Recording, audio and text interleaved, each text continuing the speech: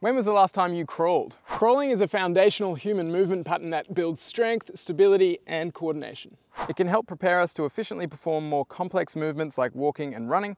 Plus, you can also use different crawling variations to target and integrate important aspects of foot and lower limb function. But if you're like most adults, it's probably been a matter of decades since you've crawled around on the ground, at least while sober.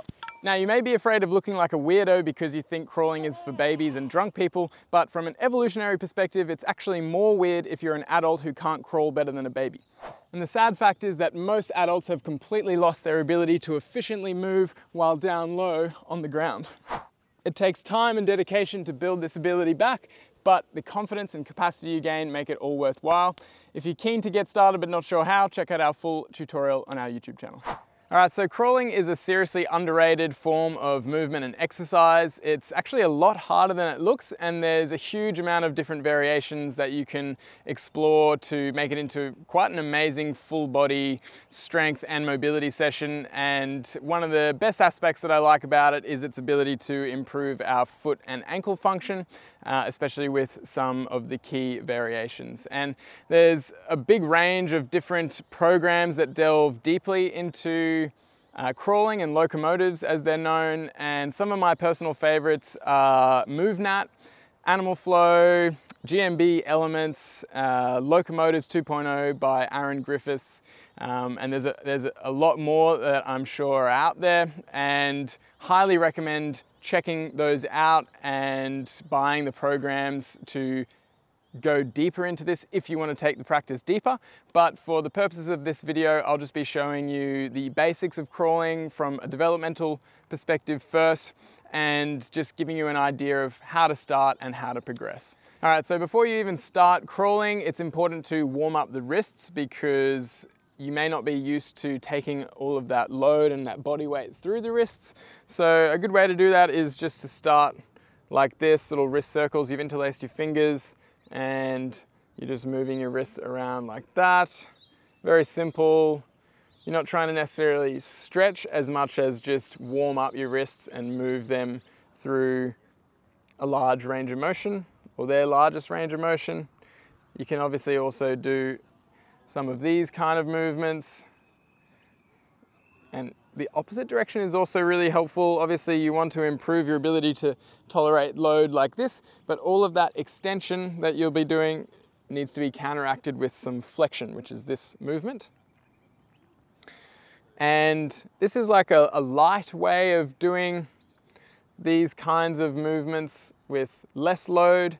And then to warm up further, you might do this for a couple of minutes, and then to take that a little bit further, you might do some rocking on the ground where you're on all fours like this. Have your toes up as well. So this is what I was referring to with being a really great way to train your foot function, is crawling places a lot of emphasis on toe extension. So you'll want to have your toes up while you stretch, and this rocking movement will double as a wrist warm-up and a sort of foot and toe warm-up. So from here, it's very simple. You just rock forward onto your wrists and back. Now, depending on your mobility is depending on how far you'll go. You might be out a bit further like this and you're just moving in this range, and that's okay. If you want to make it harder, you can bring your hands closer, and that will rock you further forward as you push. And just explore that movement. Start small, build up the range of motion over time. Now, the other thing that can be helpful is having a little bit of tension through the fingers as you push in like that, and that just stops you from really, I guess, reefing on your wrists. The tension in the fingers will provide a little bit of a natural barrier to overstretching. So slightly gripping the ground with your fingers, pushing forward and pushing back. Now you can also change the position of your wrists, and this is something I like to do, fingers out to the side, and then you could even go in a little bit of a circle like that. Again, you choose a range of motion that suits your current needs. And you could also play with going backwards like this, that will be, for most people, that'll be a really significant stretch along the forearm. You may not even be able to get all the way back there, which means you may just need to gradually, over a period of days, weeks, maybe even months, gradually move further and further back like that.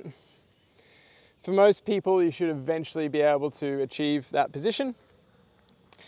And the last position, which is just a more intense version of doing this movement, is to have the backs of your wrists or backs of your hands on the ground, and then doing that same rocking movement. That's not mandatory, and in fact, obviously none of these are mandatory, but that is a way to progress the load tolerance of your wrists, which will obviously be very important for building up to these crawls. So you may choose to just do the lighter wrist warm-ups at the moment, and then the first crawling variation that you can try is places the least amount of load on your wrists, and that would be a knee-hand crawl, as it's known in MovNat. Again, I mentioned it before, it's a great system, and that is exactly as it sounds. It's just crawling with your knees and hand, and the first thing to get used to here is you can have either your toes up or toes down, so that's good as well if you're sort of struggling with that toe extension. And then from there, try and look forward if you can. If not, then just as far forward as you can without getting any neck pain or stiffness going on. Just try not to look down at the ground, or just look a little bit, at least with your eyes looking up. And then from here, you're using your opposite hand and the opposite leg. Forward, small little step, and then next one. Opposite hand, opposite leg. So right and left, and then left and right. So very basic, and then to progress that, you could do the knee-hand crawl with the toes up, and that will help you build towards the next variation, which you'll see in a second. So it's literally just getting used to that cross, it's called a contralateral pattern. And the reason for that pattern is because an ipsilateral pattern, where you're moving left side together, looks weird, isn't very stable, and doesn't apply well to walking, which is contralateral pattern. So if you walk, you're using your right hand and left leg together like that. If you were to walk with your right hand and right foot together, it would look like this. And it's just not an efficient way to walk. So that's why practicing this crawl on the ground and building that stability and that coordination can be helpful for those more complex patterns like walking and running. So next variation to progress the challenge, it's a very simple progression, but it makes it a lot harder, and that is to lift your knees off the ground. Otherwise, it's basically the exact same thing, opposite hand, opposite leg. And the key here is to keep your steps small. So if you start taking really big steps, then you end up with this kind of pattern, and it feels awkward, it looks awkward. But if you just take little steps, especially with your feet, then you can usually keep that distance pretty consistent. And try and allow your shoulder blades to move a little bit with this one as well. You don't want to be completely robotic like that.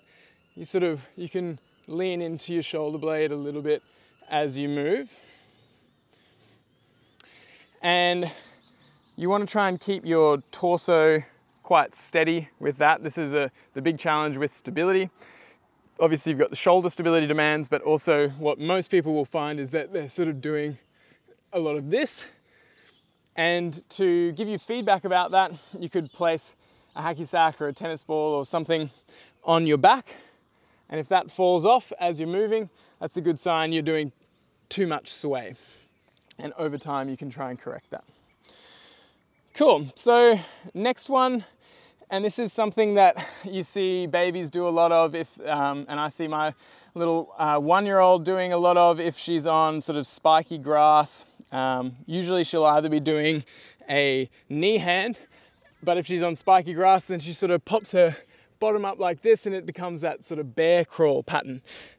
And as an exercise and as a crawling variation, this is great for building more ankle mobility and more posterior chain mobility, so through the calves, hamstrings, and a bit of overhead stability as well. So from here, it's the exact same pattern, but you're just doing it in this A-frame position, or a lot of you would recognize this as like a downward dog position. And you're just going opposite hand, opposite leg,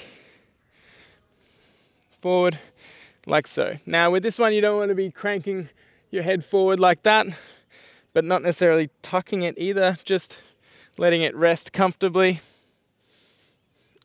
And this is a move I learnt as an exercise from GMB Elements program. Really great program. And they go a lot deeper into how to refine the technique. Mine isn't perfect, but you get the idea there. You're just placing your bum as high as up into the air as you can, keeping your back as flat as you possibly can, and that's going to add some of that mobility demand to your ankles, calves, and hamstrings.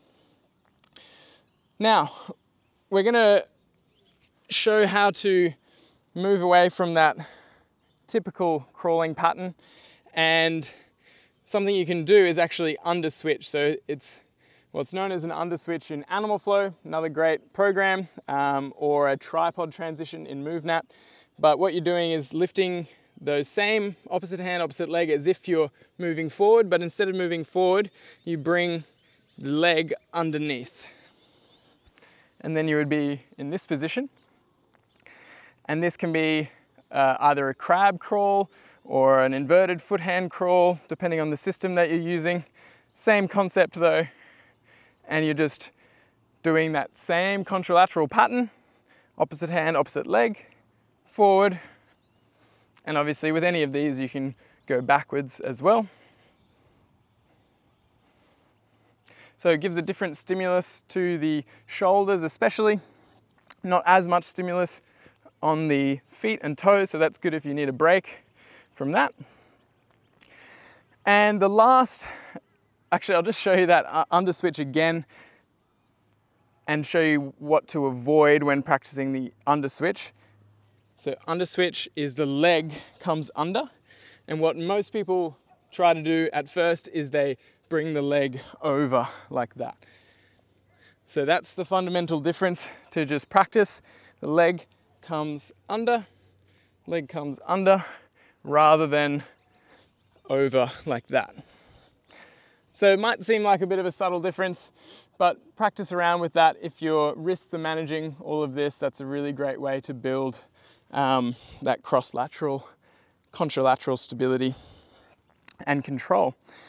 So last variation, I'll show you a little bit more of an advanced variation, and it starts to add in some spinal movement, some hip mobility, which I really like, and that is a lizard crawl. So I'll just show you the most basic version, which is starting in that same foot hand position or beast position, and you bring one hand forward, opposite leg forward, but that leg meets the hand where you were. Then you could bring the hand up, and then you get this really nice stretch all the way down through your spine and your hip, and you get some hip mobility demand here as well. And then you would swap, so you'd bring that hand down, exact same thing, you rotate your body to face the other way, foot comes up, head comes up, hand comes up, and then you just repeat. So a bit of an odd one, but feels really good once you can get into that stretch. Try to sort of keep that shoulder active. You don't want to be up, sort of crinching up like that, pinching up like that. But you can try and allow, so pushing shoulder down, but allow your hip to drop down as far as possible. And there's a lot more there are a lot more ways to progress that movement. I've taken that one from Aaron Griffith's Locomotives 2.0, but it's a classic one that you see a lot of martial artists do, and there are a lot of ways to progress it, but out of the scope of this video. But highly recommend checking out that Locomotives 2.0 program if you want to delve into some more of those sort of creative, more dance-like crawling variations. And whatever you do, you don't have to be You know, crawling for hours a day, even just a few minutes a day, is a really great way to build some of that wrist mobility, shoulder stability, coordination, all of those great things that we're after. And just take it very gradually, especially with your wrists. You will find after a few minutes that they're starting to get a little bit sore, but that's a really great way to strengthen and mobilize them over time. Just allow, you know, days, weeks, months for your body to get used to it, build up the time that you're doing gradually, and gradually increase the challenge or like the difficulty of the crawling variations that you're doing, and have fun with it. See you in the next video.